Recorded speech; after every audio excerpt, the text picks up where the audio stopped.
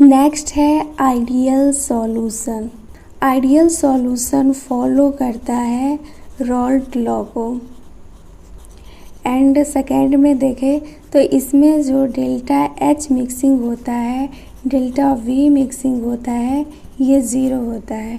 Third point में देखें तो आइडियल सॉल्यूशन में जो इंटरमॉलिक्यूलर अट्रैक्शन फोर्स जो होता है ये अप्रॉक्स बराबर होता है रिएक्टेंट एंड प्रोडक्ट के बीच में।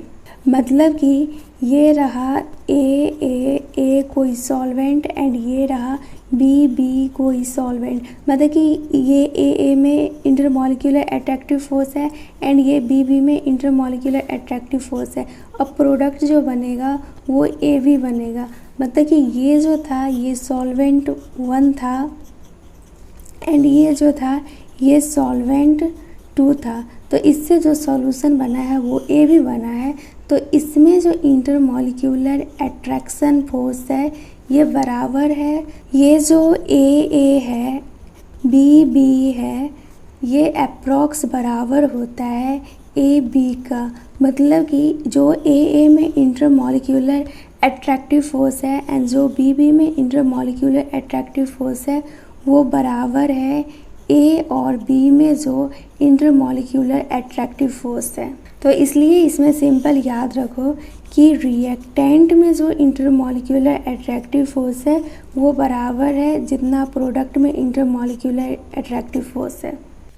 एंड एनसीईआरटी में आइडियल सॉल्यूशन का जो एग्जाम्पल दिया गया है, फर्स्ट है hexane and heptane, second example है bromoethane and chloroethane, third example है बेंजीन एंड टोल्यून।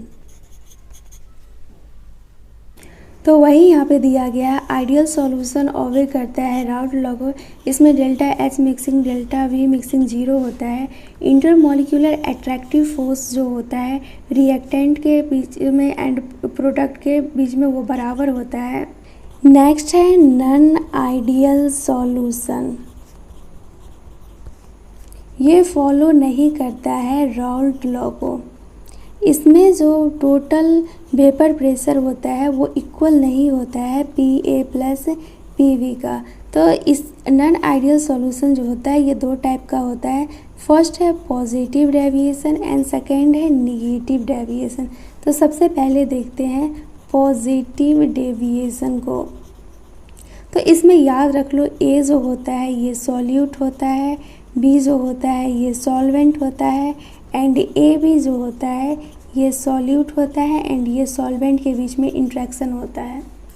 तो इंटरमॉलिक्यूलर अट्रैक्शन फोर्स अगर हम देखें तो ये रहा, मतलब कि पहले ये ए में जो इंटरमॉलिक्यूलर अट्रैक्शन फोर्स है एंड ये जो बी में इंटरमॉलिक्यूलर अट्रैक्शन फोर्स है ये ज़्यादा है कंपेयर टू ए बी के इंटरमॉलिक्यूलर अट्रैक्शन फोर्स से। जब इंटरमॉलिक्यूलर अट्रैक्शन फोर्स कम है तो यहाँ पे आसानी से वेपर प्रेशर बन जाएगा, इसलिए बोला जा रहा है कि वेपर प्रेशर इंक्रीज कर रहा है पॉजिटिव डेविएशन में। सेकेंड है निगेटिव डेविएशन।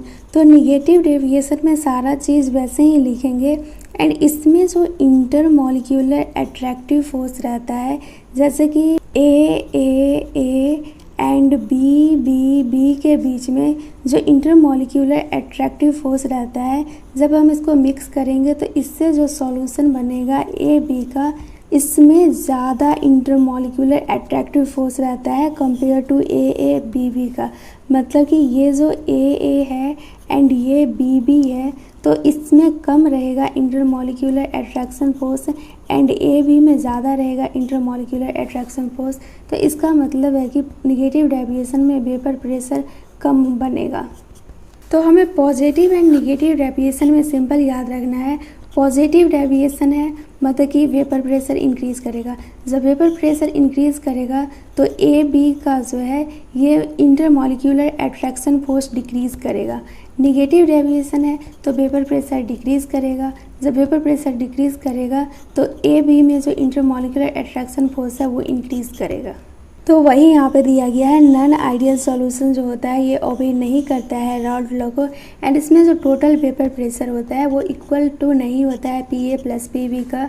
तो नॉन आइडियल सॉल्यूशन जो होता है ये दो टाइप का होता है, positive deviation and negative deviation. तो पॉजिटिव डेविएशन में हमें याद रखना है वेपर प्रेशर इंक्रीज़ करता है। जब वेपर प्रेशर इंक्रीज़ करेगा तो इंटरमॉलिक्यूलर अट्रैक्शन फोर्स जो होगा प्रोडक्ट का वो डिक्रीज़ करेगा, मतलब कि AB में जो इंट्रैक्शन फोर्स होगा वो डिक्रीज़ करेगा, फिर ही वेपर प्रेशर इंक्रीज़ करेगा। एंड इसका एग्जांपल दिया गया है इथेनॉल प्लस एसीटोन। देखो इथेनॉल में तो सेल्फ में अगर बोला जाए तो इसमें हाइड्रोजन बॉन्ड रहता है, बट जैसे ही इसमें एसीटोन मिक्स करते हैं हाइड्रोजन बॉन्ड जो रहता है वो ब्रेक कर जाता है, तो इसलिए प्रोडक्ट जो सॉल्यूशन बनता है उसमें इंटरमॉलिक्यूलर फोर्स डिक्रीज़ कर जाता है क्योंकि हाइड्रोजन बॉन्ड ही ब्रेक कर जाता है। सेकेंड एग्जाम्पल है कार्बन डाइसल्फाइड एंड एसीटोन। अब नेक्स्ट है निगेटिव डेविएशन। तो निगेटिव डेविएशन में वेपर प्रेशर डिक्रीज़ कर जाता है, मतलब कि AV का जो इंट्रैक्शन है वो इंक्रीज़ कर जाता है।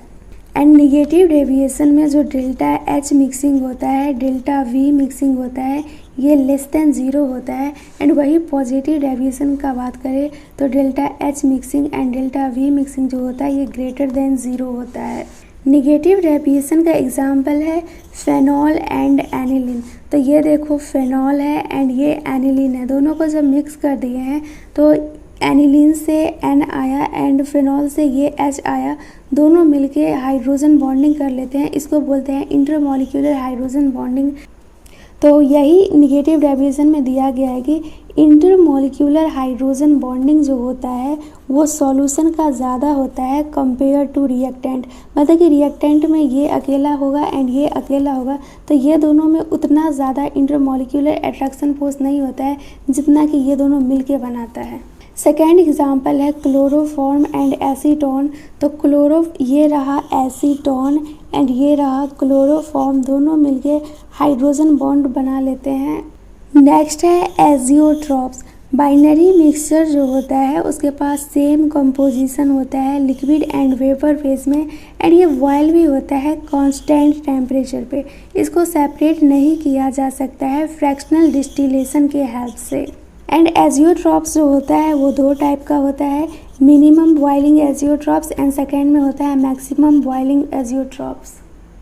तो फर्स्ट दिया गया है मिनिमम बॉइलिंग एजियोट्रॉप्स, इसमें लार्ज पॉजिटिव डेविएशन होता है एंड इसका एग्जांपल दिया गया है इथेनॉल प्लस वाटर। ये ऑब्टेन होता है शुगर के फर्मेंटेशन से, एंड NCERT में लिखा गया है कि कंपोजिशन जो होता है इथेनॉल का ज़्यादा होता है वाटर से, मतलब कि इथेनॉल का कंपोजिशन 95% रहता है बाय वॉल्यूम, तो इस कंपोजिशन को बोलते हैं एजियोट्रॉपिक कंपोजिशन। सेकेंड है मैक्सिमम बॉइलिंग एजियोट्रॉप। इसमें क्या होता है कि जो सॉल्यूशन होता है वो शो करता है लार्ज नेगेटिव डेविएशन। इसका एग्जांपल दिया गया है nitric acid plus water, and NCERT में लिखा गया है कि कंपोजिशन जो रहता है बायोमास HNO3 का वो ग्रेटर रहता है कंपेयर टू वाटर से, एंड इस कंपोजिशन को बोलते हैं एजियोट्रॉपिक कंपोजिशन। नेक्स्ट है colligative properties and determination of molar mass. Vapour pressure decrease कर जाता है जब नॉन वॉलेटाइल सॉल्यूट ऐड करते हैं वॉलेटाइल सॉल्वेंट में। तो कॉलिगेटिव प्रॉपर्टी में दिया गया है relative lowering vapour pressure, freezing point depressions, boiling point elevation and osmotic pressure दिया गया है। तो ये सब में बोला गया है कि ये सब का जो प्रॉपर्टी रहता है ये डिपेंड करता है नंबर ऑफ सॉल्यूट पार्टिकल पे, ना कि इसके नेचर पे, इसलिए इसको बोला जाता है कॉलिगेटिव प्रॉपर्टी। तो कॉलिगेटिव प्रॉपर्टी में फर्स्ट है रिलेटिव लॉवरिंग वेपर प्रेशर, तो इसको नेक्स्ट पेज पे अच्छा से समझते हैं। तो फर्स्ट है रिलेटिव लॉवरिंग वेपर प्रेशर। तो रिलेटिव लॉवरिंग वेपर प्रेशर जो होता है ये बराबर होता है मोल फ्रैक्शन के सॉल्यूट से, एंड इसके नेम में ही रिलेटिव लगा हुआ है। तो हम देख सकते हैं इसमें डेल्टा P1 जो होता है ये P1 नॉट माइनस P1 होता है। तो ये जो P1 जो होता है मतलब कि इसको हम पे पता है P1 बराबर P1 not into mole fraction होता है। तो अब यहाँ पे इसका हम वैल्यू पुट करेंगे delta P1 not minus P1 not x1। जब हम इसमें से कॉमन लेंगे P1 नॉट को तो यहाँ पे आ जाएगा 1 माइनस x1 तो ये हो गया डेल्टा P1। तो डेल्टा P1 जो हो गया ये P1 नॉट, एंड हमें पता है x1 प्लस x2 जो होता है ये 1 होता है, तो यहाँ पे x2 जो हो जाएगा ये 1 माइनस x1 हो जाएगा। तो यहाँ पे 1 माइनस x1 के जगह पे हम x2 लिख सकते हैं। तो अगर हम इसको अच्छा से लिखें तो delta P1 by P1 not जो हो जाएगा वो मोल फ्रैक्शन के बराबर हो जाएगा, एंड ये जो मोल फ्रैक्शन रहता है ये सॉल्यूट का रहता है। तो अब इसको अच्छा से लिखे तो डेल्टा P1 को हम यहाँ पे लिखे थे P1 नॉट माइनस P1, तो यहाँ पे लिखेंगे P1 not minus P1, and नीचे में दिया गया है P1 not, and mole fraction जो सॉल्यूट का दिया गया है तो ऊपर में मोल लिखेंगे सॉल्यूट का एंड नीचे में मोल लिखेंगे सॉल्यूशन का, n solute plus n solvent. तो एनसीईआरटी में दिया गया है कि डाइल्यूशन अगर हम करते हैं तो सॉल्वेंट का अमाउंट इंक्रीज़ करता है एंड सॉल्यूट जो होता है वो डिक्रीज़ करता है। तो सॉल्वेंट इंक्रीज़ करेगा तो उसके कंपेयर में सॉल्यूट कम रहेगा, तो कैलकुलेशन के बाद हम सॉल्यूट को नेगलेक्ट कर देंगे। जब सॉल्यूट को नेगलेक्ट कर देंगे तो यहाँ पे सिंपल बचेगा P1 not minus P1 not by n जो हो जाएगा वो मोल जो हो जाएगा वो सॉल्यूट का हो जाएगा, एंड नीचे मोल जो होगा ओनली सॉल्वेंट का होगा, क्योंकि डाइल्यूशन करने के बाद सॉल्वेंट इंक्रीज़ हो गया है तो सॉल्यूट को इग्नोर कर सकते हैं। नेक्स्ट है एलिवेशन ऑफ बॉइलिंग पॉइंट, जिसको कि डिनोट करते हैं डेल्टा TV से। बॉइलिंग पॉइंट में क्या होता है कि वेपर प्रेशर सॉल्यूशन का जो होता है वो इक्वल हो जाता है एटमॉस्फेरिक प्रेशर से, इसी पॉइंट को बोलते हैं boiling point. And boiling point जो होता है वो 100 डिग्री सेल्सियस पे स्टार्ट होता है, एंड इसको केल्विन में लिखे तो 373.15 केल्विन होगा। 1 एटमॉस्फेयर में 1.013 बार होता है। वेपर प्रेशर जो सॉल्वेंट का होता है वो डिक्रीज़ कर जाता है जब हम इसमें ऐड करते हैं नॉन वॉलेटाइल सॉल्यूट। तो अब हम बॉइलिंग पॉइंट का ग्राफ देखें तो ये वेपर प्रेशर एंड टेम्परेचर के बीच में दिया गया है, यानी ये एनसीईआरटी का ग्राफ है। देखो दोनों को सेम टेम्परेचर से हम स्टार्ट करते हैं, मतलब कि यहाँ पे सॉल्वेंट रखते हैं एंड यहाँ पे सॉल्यूशन रखते हैं एंड दोनों को सेम टेम्परेचर देते हैं। तो सॉल्वेंट धीरे धीरे इसमें वेपर प्रेशर इंक्रीज़ हो जाएगा एंड ये एटमॉस्फेरिक के बराबर हो जाएगा, तो यहीं पे बॉइलिंग पॉइंट होता है। तो इस ग्राफ को हम नीचे लाएंगे तो ये 100 डिग्री सेल्सियस पे आता है, तो इसको हम बोलेंगे TV नॉट। एंड फिर जो ये सॉल्यूशन है जिसमें कि सॉल्वेंट प्लस सॉल्यूट है, तो सॉल्यूट क्या करता है वेपर प्रेशर को डिक्रीज़ करता है। तो अब ये जो जाएगा ये यहाँ पे थोड़ा आगे जाके एटमॉस्फेरिक के बराबर होगा। जब हम इस पॉइंट को नीचे लाएंगे तो ये जो बॉयल होना स्टार्ट हुआ है ये 120 डिग्री सेल्सियस पे बॉयल होना स्टार्ट हुआ है, तो इसको हम बोलते हैं, इस पॉइंट को TV बोलते हैं एंड ये सॉल्यूशन का होता है। एंड ये दोनों के गैप को बोलते हैं डेल्टा TV। तो अब डेल्टा TV लिखे तो ये हो जाएगा TV माइनस TV नॉट, क्योंकि फाइनल माइनस इनिशियल होता है। एंड डेल्टा TV जो होता है ये डायरेक्टली प्रोपोर्शनल होता है मोलर कंसंट्रेशन का, एंड मोलर कंसंट्रेशन मतलब मोलिलिटी। तो ये प्रोपोर्शनल का साइन हटाएंगे तो यहाँ पे KV आ जाएगा, तो डेल्टा TV बराबर KV इंटू M हो जाएगा, एंड M जो होता है ये मोलिलिटी होता है। KV को बोलते हैं मोलर एलिवेशन कांस्टेंट भी, and boiling point elevation constant, and एक और नेम दिया गया है इब्यूलियोस्कोपिक कांस्टेंट। नेक्स्ट है डिप्रेशन ऑफ फ्रीजिंग पॉइंट। जिस टेम्परेचर पे लिक्विड फेज का वेपर प्रेशर इक्वल हो जाता है सॉलिड फेज के वेपर प्रेशर से, उसी पॉइंट को बोलते हैं फ्रीजिंग पॉइंट, एंड ये सॉलिड फेज को फ्रोजन भी बोलते हैं। डेल्टा TF जो होता है ये TF नॉट माइनस TF होता है, मतलब कि ये TF नॉट जो होता है ये प्योर लिक्विड का होता है एंड ये TF जो होता है ये सॉल्यूशन का होता है। Delta TF KF into M होता है एंड ये M मोलिलिटी होता है, एंड KF को बोलते हैं मोलर डिप्रेशन कांस्टेंट या फिर बोल लो फ्रीजिंग पॉइंट डिप्रेशन कांस्टेंट। ये दोनों तो सबको याद रहता है, बट इसमें ध्यान रखना KF को बोलते हैं क्रायोस्कोपिक कांस्टेंट भी, एंड यहाँ पे KV का दिया है इब्यूलियोस्कोपिक कांस्टेंट, तो ये दोनों में कंफ्यूज मत होना। सिंपल याद रखना फ्रीजिंग मतलब यहाँ पे कुछ कोल्ड चीज़ का बात चल रहा है, एंड C से होता है कोल्ड एंड C से होता है क्रायोस्कोपिक कांस्टेंट, तो ऐसे ऑप्शन में दिया रहेगा तो एलिमिनेट कर सकते हो। तो देखो NCERT में ग्राफ दिया गया है वेपर प्रेशर एंड टेम्परेचर के बीच में फ्रीजिंग पॉइंट का। ये है वेपर प्रेशर एंड ये है टेम्परेचर। तो इस ग्राफ को खुद से ड्रॉ करते हैं। देखो यहाँ पे दिया गया है सॉल्वेंट एंड यहाँ पे दिया गया है सॉल्यूशन, एक ही टेम्परेचर पे दोनों को लिया गया है। तो सॉल्वेंट में जो रहता है जनरली वेपर प्रेशर इंक्रीज़ करता है एंड सॉल्यूशन में सॉल्यूट प्रेजेंट रहता है, उसके वजह से वेपर प्रेशर डिक्रीज़ करता है। बट यहाँ पे फ्रीजिंग पॉइंट के बारे में पढ़ रहे हैं तो यहाँ पे टेम्परेचर डिक्रीज़ करता है, तो टेम्परेचर डिक्रीज़ करेगा तो वेपर प्रेशर भी डिक्रीज़ करेगा। तो यहाँ पे दोनों का वेपर प्रेशर डिक्रीज़ करेगा। अब फ्रीजिंग पॉइंट कहाँ पे होगा, तो हम अभी जस्ट थ्योरी पढ़े हैं, जिस टेम्परेचर पे लिक्विड फेज़ का वेपर प्रेशर इक्वल हो जाएगा सॉलिड फेज़ के वेपर प्रेशर से, उसी पॉइंट को बोलेंगे फ्रीजिंग पॉइंट। तो यहाँ पे से ये धीरे कम होते होते आया एंड यहाँ पे ये जो लिक्विड फेज़ का वेपर प्रेशर है ये इक्वल हो जाता है सॉलिड फेज़ के वेपर प्रेशर से, तो इसी को बोलते हैं फ्रीजिंग पॉइंट। तो अब यहाँ पे इसको नीचे करके लिखते हैं। तो ये जो टेम्परेचर है ये 0 डिग्री सेल्सियस है।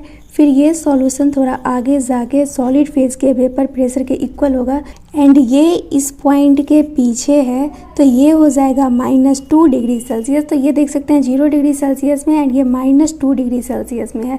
तो एनसीईआरटी में इसी को यहाँ पे ऐसे करके बनाया गया है एंड इसको बोला गया है फ्रोजन सॉल्वेंट, जिसको कि एनसीईआरटी में लिखा गया है सॉलिड फेज़। एंड ये दोनों के बीच में जो डिफरेंस होता है उसको बोलते हैं delta TF and delta TF जो होता है ये TF0 माइनस TF होता है। तो ये जो हो जाएगा ये हो गया TF0 एंड ये जो हो गया ये TF। तो अभी जो बनाए हैं सेम वही ग्राफ एनसीईआरटी में बनाया गया है। ये है वेपर प्रेशर, ये है टेम्परेचर, ये है प्योर सॉल्वेंट का वेपर प्रेशर एंड ये है सॉल्यूशन का वेपर प्रेशर, जो कि थ्योरी में दिया गया है कि लिक्विड फेज़ का वेपर प्रेशर जब इक्वल हो जाएगा सॉलिड फेज़ के वेपर प्रेशर से तो उस टेम्परेचर को बोलेंगे फ्रीजिंग पॉइंट। तो ये फ्रीजिंग पॉइंट हो गया 0 डिग्री सेल्सियस पे एंड ये सॉल्यूशन का आगे जाके इक्वल होगा तो इसको बोलते हैं, ये इसके पीछे है तो इधर हो जाएगा -2 डिग्री सेल्सियस एंड इसको बोला गया है फ्रोजन सॉल्वेंट, जिसको कि हम सॉलिड फेज़ बोलते हैं।